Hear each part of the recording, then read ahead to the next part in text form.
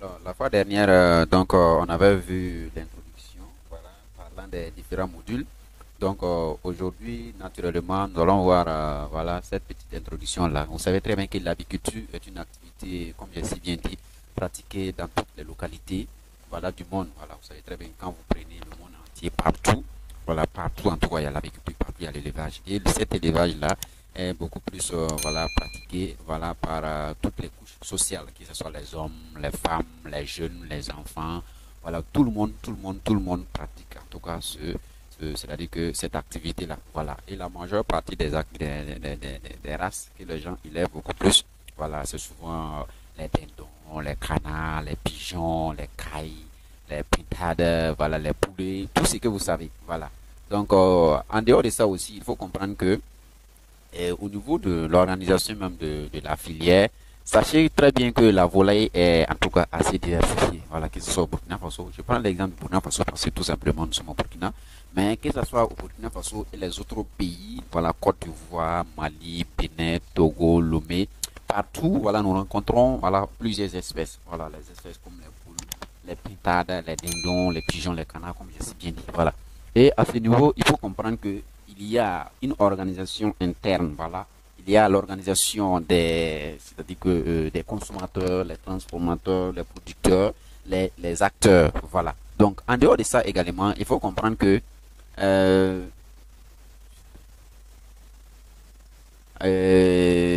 au niveau du maillon, bon, ça, je vais sauter ça, voilà. Je vais sauter ça également. Je vais sauter ça aussi. Voilà. Vous savez très bien que très souvent on vous demande quels sont les types, voilà, les types d'élevage. Voilà, très souvent on a l'impression, voilà, qu'il y a deux types. Voilà, et pourtant, nous on va voir ici trois types. Voilà. D'abord, le premier type qui est l'élevage traditionnel. L'élevage traditionnel, c'est le type d'élevage qui est beaucoup plus pratiqué dans les villages. Voilà, dans les villages où tu te lèves le matin. Naturellement, une fois c'est léger, voilà, tu cours le poulailler. Voilà, les poulets sortent, ils vont aller là où ils doivent aller. Voilà, et le matin et le soir, tu fermes. Voilà, puis tu continues ton chemin. Ça, c'est l'élevage traditionnel. Voilà. Et l'élevage amélioré, c'est bien amélioré, ça, bon, c'est ce que nous rencontrons souvent dans les fermes. Où, à ce niveau-là, bon, on n'a pas besoin de laisser les sujets sortir, aller chercher à manger. Non, voilà, ils sont dans la ferme, donc ça veut dire que c'est nous-mêmes on les donne à boire, c'est nous-mêmes on les donne à manger, c'est nous-mêmes on les prend en soin, et ainsi de suite. Mais moderne, là, à ce niveau, tout est mécanisé, voilà, tout est mécanisé. Il faut savoir qu'à ce niveau-là, tout est vraiment mécanisé. Ou c'est des machines même qui leur donnent à manger, c'est des machines qui leur donnent à boire, voilà, même les vaccins souvent, c'est donné avec, voilà, les machines, tout est mécanisé, voilà.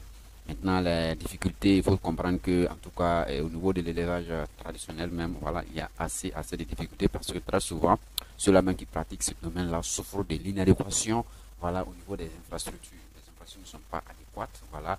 Il y a également les maladies, voilà, les maladies. Il y a aussi une mauvaise alimentation. L'alimentation n'est pas aussi contrôlée que ça, voilà.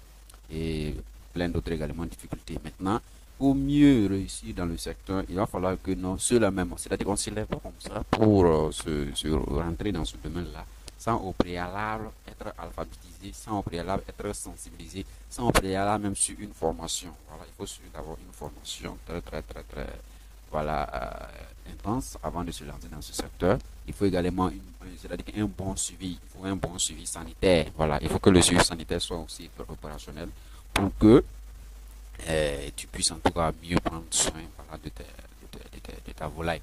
Voilà. Il faut également les matériels que tu utilises là aussi, là, ça doit être aussi toujours propre. Voilà. Ça veut dire que celui qui aime la propriété, en tout cas, ne peut pas faire, voilà, naturellement de l'élevage. Donc, nous allons nous arrêter là.